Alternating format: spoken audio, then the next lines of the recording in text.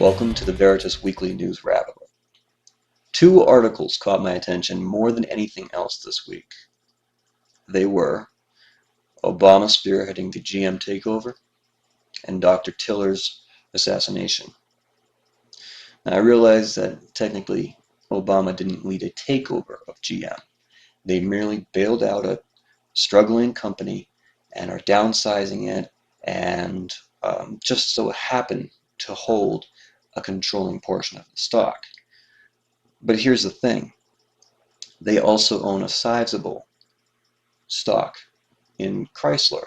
They also own lending companies now. They also, do you see what's going on here?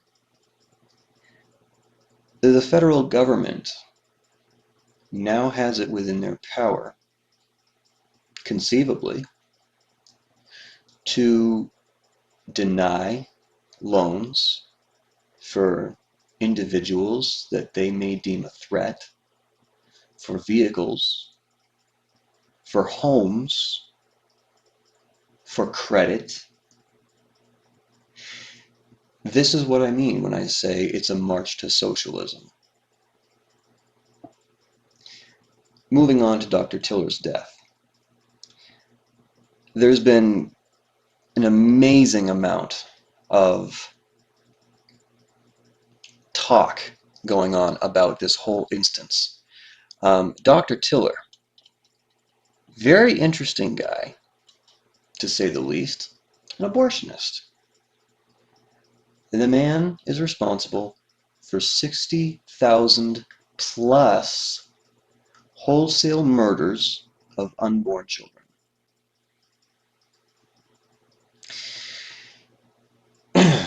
Now, does not like me at the moment.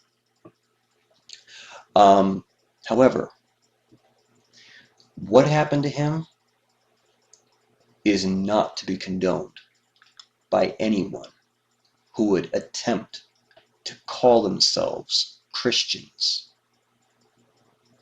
No one who calls themselves a follower of Christ should condone the actions taken by this man. I do not condone abortion, but nor do I condone cold-blooded murder. Either way, both of the men involved in this case are guilty of a grievous sin. Just because Dr. Tiller's happens to be at 60,000 plus and the other man happens to be at 1, that does not make a difference. If Dr. Tiller had actually given up what he was doing and repented, he would have been held just as blameless as you and I. And that is the thing that you need to remember, that we all should remember in this instance. More to the point, there's been a lot of debate over why he was in a deacon's position, how he could have possibly been there after greasing his way out of political, with political means, and greasing his way, using political means out of criminal um, indictments. And frankly, that has nothing to do with this. Many people have been killed for what they believed in and for what they did. Abraham Lincoln for trying to reunite the North and the South. Just as a for instance, Martin Luther King, just as a for instance, assassinated for his role in the civil rights movement. Good or bad, people are assassinated for what they believe, what they say, and what they do. It does not have any bearing on the final outcome after that person's death.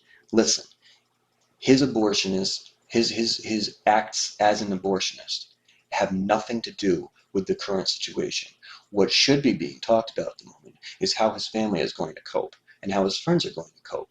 And condolences should be going out to the family and condolences should be going out to the friends. You should not be focusing on this one man's problems, because this man's problems are gone. They are history. They are in the past. Don't talk about it anymore. That's not the problem. What is the problem now is that we have a man who has been made into a martyr for a cause that we know is wrong because of a fool. A fool.